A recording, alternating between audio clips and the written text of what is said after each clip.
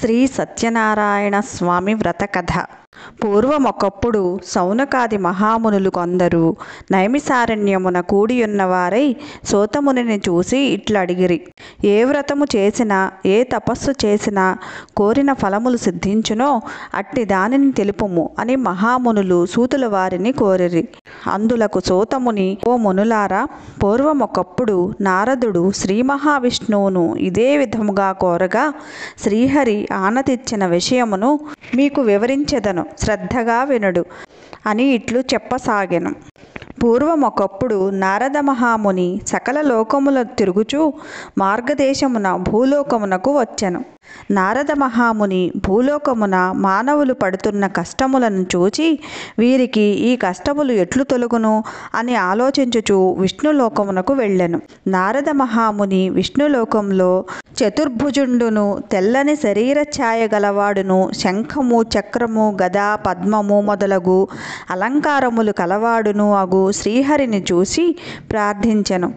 మనస్సుతో ఊహించుటకు కానీ వాక్కుతో వివరించి చెప్పుటకు కానీ శక్యము కానీ అతీతమైన రూపము కలవాడా, ఆది మధ్యాంతరహిత నిర్గుణుడవయ్యు సుగుణాత్ముడవైనటువంటియు ఆదిపురుషుడైనటువంటియు భక్తుల బాధలు తొలగించునట్టి శ్రీమన్నారాయణ, నీకు భక్తితో నమస్కరించుచున్నాను.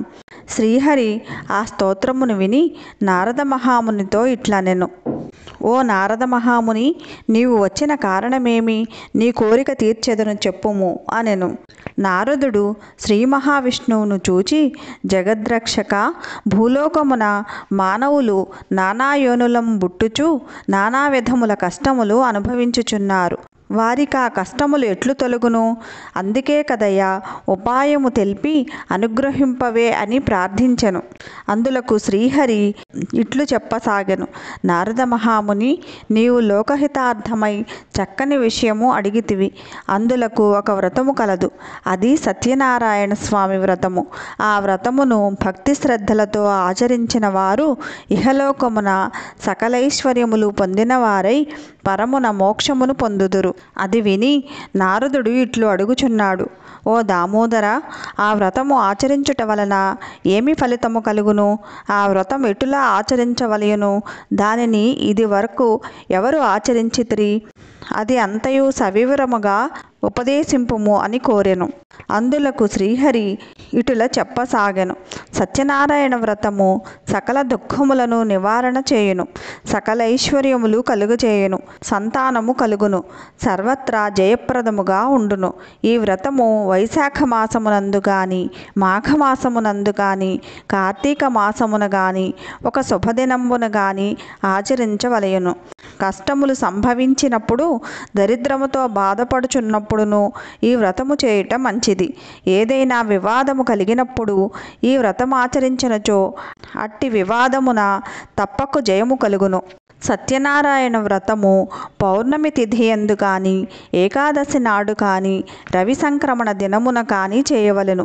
సూర్యోదయమునకు పూర్వమే నిద్రలేచి కాలకృత్యములు నెరవేర్చుకొని స్నాన సంధ్యా అనుష్ఠానములు యథాప్రకారముగా నిర్వర్తించుకొని నిశ్చల భక్తితో, దేవాదిదేవ శ్రీ సత్యనారాయణ ప్రభు, నీ అనుగ్రహము పొందుటకై భక్తి శ్రద్ధలతో ఈ వ్రతమును ఆచరించుచున్నాను అని తమ మనస్సున స్వామిని ధ్యానము చేసుకొని నమస్కారము చేయవలెను. ఆ విధముగా సంకల్పము చేసి మధ్యాహ్న కాలమున కూడా కర్మానుష్ఠానములు నెరవేర్చుకొని సాయంకాలము మరలా స్నానము చేసి రాత్రి ప్రారంభ కాలమున ఈ వ్రతమును ఆచరింపవలెను. పూజాస్థలమును గోమయముతో అలికి శుద్ధి చేసి వరిపిండి మొదలగు 5 రంగుల చూర్ణములతో ముగ్గులు పెట్టి దానిపై నూతన వస్త్రములను పరచి దానిపై బియ్యము పోసి దానిపై కలశమును ఉంచవలెను. కలశమును వెండితో కానీ రాగితో కానీ తుదకు ఇత్తడి లేదా మట్టితో కానీ చేయవలెను. లోభత్వము చేయరాదు. యథాశక్తి అన్నియు ఆచరించవలెను. ఆ కలశము మీద మరలా కొత్త వస్త్రము పరచవలెను. నూతన వస్త్రముల మీద సత్యనారాయణ ప్రతిమ ఉంచవలెను. ఆ ప్రతిమ ఒక కర్షము బంగారముతో కానీ అర్ధకర్షము బంగారంతో కానీ లేదా తుదకు పావు కర్షము బంగారముతోనైనా చేయించి పంచామృతములతో అభిషేకము గావించి మండపమున ఉంచవలెను. ముందుగా విఘ్నేశ్వరుని పూజ చేయవలెను. తరువాత లక్ష్మీదేవిని, విష్ణుమూర్తిని, పరమేశ్వరుని, పార్వతిని, సూర్యుడు మొదలగు నవగ్రహములను, ఇంద్రాది అష్టదిక్పాలకులను, అధిదేవత ప్రత్యధి దేవతలతో సహా పూజించవలెను. మొదట కలశమున వరుణదేవుని పూజ చేయవలెను.